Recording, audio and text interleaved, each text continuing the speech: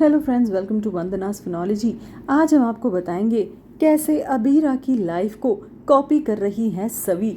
जी हाँ, अब आप कहेंगे दोनों सीरियल्स तो अलग अलग हैं, तो फिर दोनों की कहानी कैसे एक हो सकती है।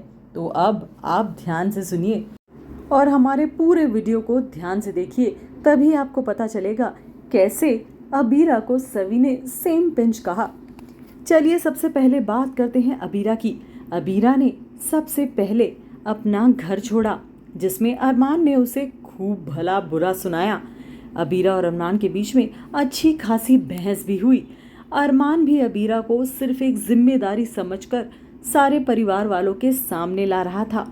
अबीरा इसी बात से हर्ट होकर घर छोड़कर जाने का फैसला करती है और अबीरा, जो कि अरमान से बहुत प्यार करती है, वो अरमान को छोड़कर चले जाने का फैसला करती है, क्योंकि वो पूरे परिवार से बहुत ज़्यादा हर्ट होती है, खास करके अरमान की उन बातों से जो उसने सभी घर वालों के सामने कही। यही कि अबीरा को वो सिर्फ अक्षरा को दिए हुए वादे की वजह से झेल रहा है। इसके बाद अबीरा ना आओ देखती है ना ताओ, अपने बैग्स को पैक करती है और सीधा वहाँ से निकल जाती है। अब बात करते हैं सवी की लाइफ की। सवी की और ईशान की ज़िंदगी में भी कुछ सेम ही हुआ है। सवी ने भी ईशान को ज़ोरदार थप्पड़ लगाया। उसके बाद दोनों के बीच में बहुत सारी बहसबाजी हुई। सवी ने ईशान को कातिल तक कह दिया और उसके बाद सवी, जो कि ईशान से बहुत ज़्यादा प्यार करती है, वो भी ईशान को छोड़कर चली गई, क्योंकि सवी के पूरे परिवार का कातिल ईशान को सवी ने बताया। इसलिए उसने भी फैसला किया कि वो अपने प्यार को अब नफरत की नज़र से देखते हुए पूरे परिवार को और उस घर को छोड़कर चली जाएगी, जिस घर में उसके परिवार का कातिल रहता है।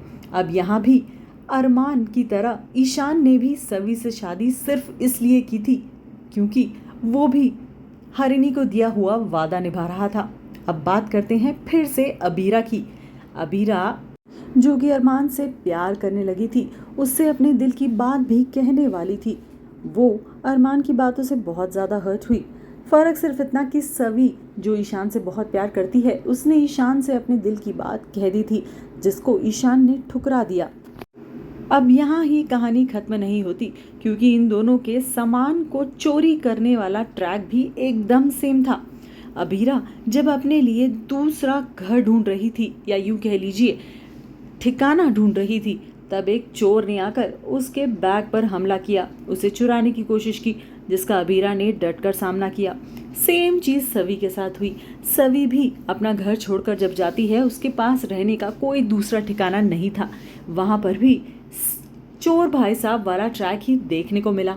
चोर ने सवी के लगेज को चुराने की कोशिश की। सवी ने भी अबीरा की ही तरह उस चोर की अच्छे से धज्जियां उड़ा दी, उसकी खूब धुनाई करी।